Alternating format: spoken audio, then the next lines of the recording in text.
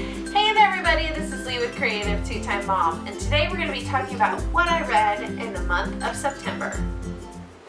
So welcome back to my channel, and if you're new here, my name is Lee and this is Creative2xmom. This channel is all about homeschooling, parenthood, and thriving in the day-to-day.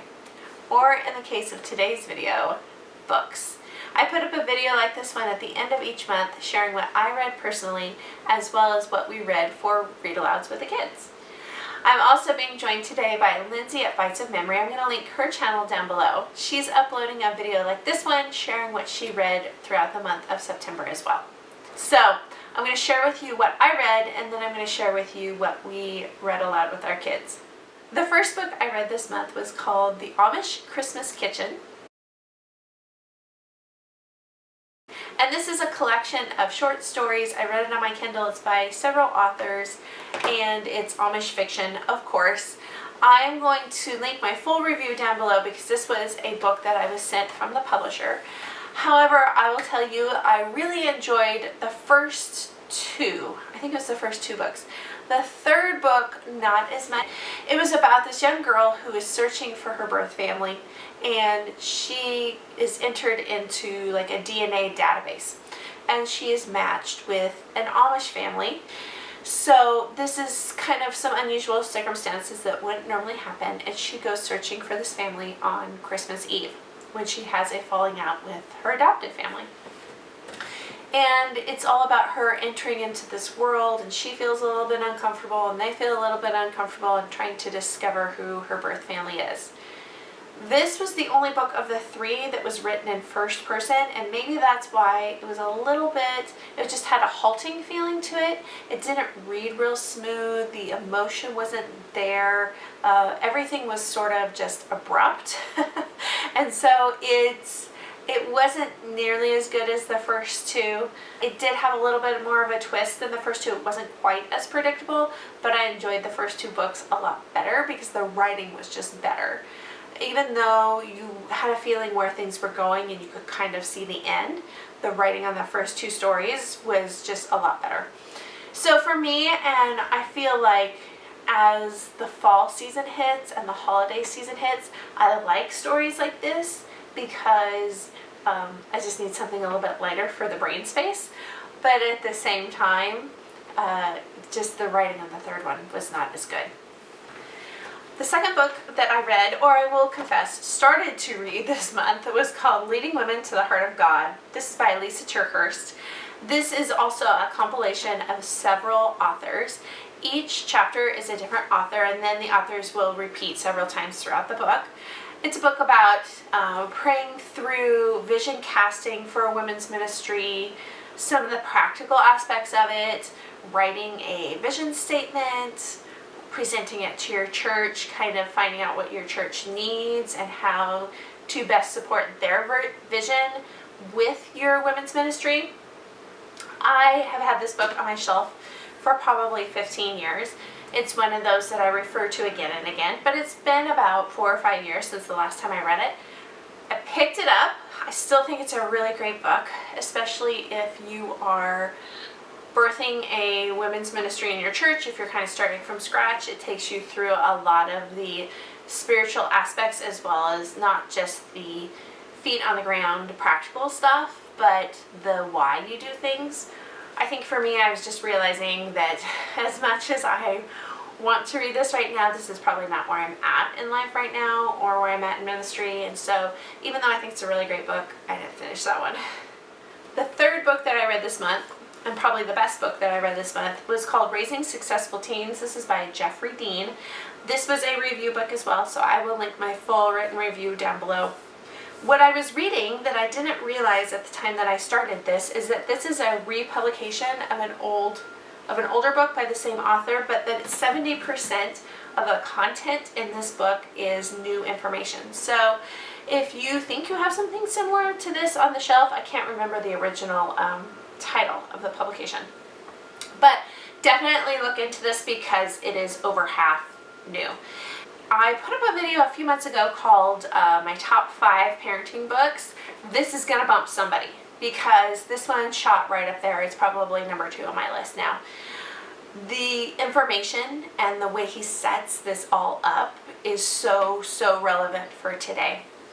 He talks about laying the background of everything and about how the Lord has put these kids into our family for a purpose and how we prepare our hearts to be parents. And even though you may have been a parent for 13 years, the areas that the Lord may be searching out and refining in you that have to be refined in order for you to be a successful parent of a teen.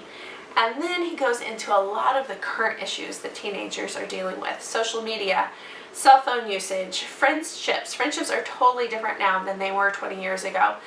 Talking about just a lot of the hot button issues that I can't mention in this video. A lot of things that are very current for today's culture and how to deal with them. And he doesn't just give you a one-size-fits-all. He gives you a lot of good information, but also leaves it in some broad philosophical perspective so that you can make it work for your family. This is not a one-size-fits-all book. Love this book. Cannot recommend this one highly enough. This one is finding a permanent place on my shelf because I will be referring to it again and again.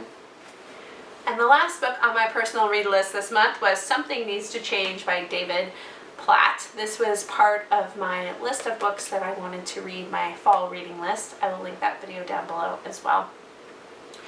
I had high hopes for this book. I really did. And I'm going to link my full review for this one. But it sort of fell flat for me. And I could see I just struggled through it. Let me back up. He goes on an 8-day trek through the Himalayas with a group of individuals, a pastor there, and a couple other people. It's sort of a scouting trip almost of like, this is the part of the world I live in and this is the need here. This is not only beautiful scenery, but these are the people. And he talks about the people he meets, the people who are lacking basic health care, the people who are lacking basic clean water. I mean, basic needs. We're talking very basic. Kids that are being trafficked. Kids that are being locked away because they have very solvable special needs in the United States, but over there it's stigmatized, highly stigmatized. A lot of superstition and a lot of just spiritual darkness. And so he takes you through this journey of everything that he saw. Very personal read, I will say. That for the author is that it was an easy read because he is telling his story and the things that he struggled with. So not only are you struggling as a reader, but you can identify with the author because he's struggling as well. The problem I had with it is I came away with so much more frustration and so many more questions and so much more like, yeah, something needs change, but I have no clue what that is, and now I kind of just feel hopeless and frustrated because you dumped all this on my lap and I have no idea what to do with it. So in some ways I think that was intentional. In some ways I think that it would have been nice to wrap it up with a little bit of direction because it just left me frustrated as a reader. So I actually would not recommend this one. I think it's good questions, good things to wrestle through, but I just don't feel like it was addressed very well. And then what we read with the kids this month. We had 2 books that we finished and we had one that we started and completely ditched. And that was Secret of the Andes. Now I had this book recommended, I think, through a viewer. I don't remember. It was also on Sunlight's reading list. And since we did South America at the end of last year, I thought, oh, this would be kind of a fun way to start into our history this year. It was so slow. I had a hard time getting into it, and so maybe a third of the way, I don't think we were halfway through the book, a third of the way, I just asked the kids, I was like, can we stop because I couldn't read it. It was so slow, so boring, and maybe it would have picked up in the second half, but I just couldn't do it. We just decided we were going to be done with that one and we were going to move along to our next book in our reading list, and that is Looking for Home. This is part of the Beyond the Orphan Train series. It's book one. It's by Arletta Richardson. I think somebody told me she is the author of Grandma's Attic series. This is probably a bit young for my 11, almost 12-year-old, but my 8-year-old is loving it. It's pretty easy read, pretty basic storyline for little kids that are growing up in an orphanage that have somehow made their way there, and they are trying to still be a family, and the adventures and the things that they get into. Very wholesome read, a little bit young, but we are enjoying it. And I'm going to link my video for this year's read aloud list down below for you. And we also listened to The Magician's Nephew on audiobook this month. This is the book that we have had in our car for the past month as we have been running errands and seeing family and that sort of thing. We listened to Lion and the Witch and the Wardrobe in August, and we decided to go back to Magician's Nephew, make that our second book as our prequel. And I have never read or listened to any of the books other than the first one.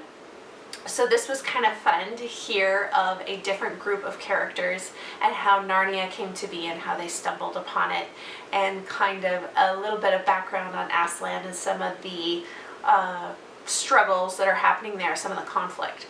So I enjoyed it. I think the first time I listened to The Lion, the Witch, and the Wardrobe, I wasn't into it, but now that we're going through the series again, I'm enjoying it as much as the kids. So that's everything that I read this month, as well as the read-alouds that we did with the kids. Leave me a comment down below and let me know what some of your favorite reads are right now, either personally or in your homeschool, in your family. Also, don't forget to check out all the links that I'll have down below for full review lists and a few recommended videos. I hope you guys enjoyed this one, and we'll see you next time. Bye, guys.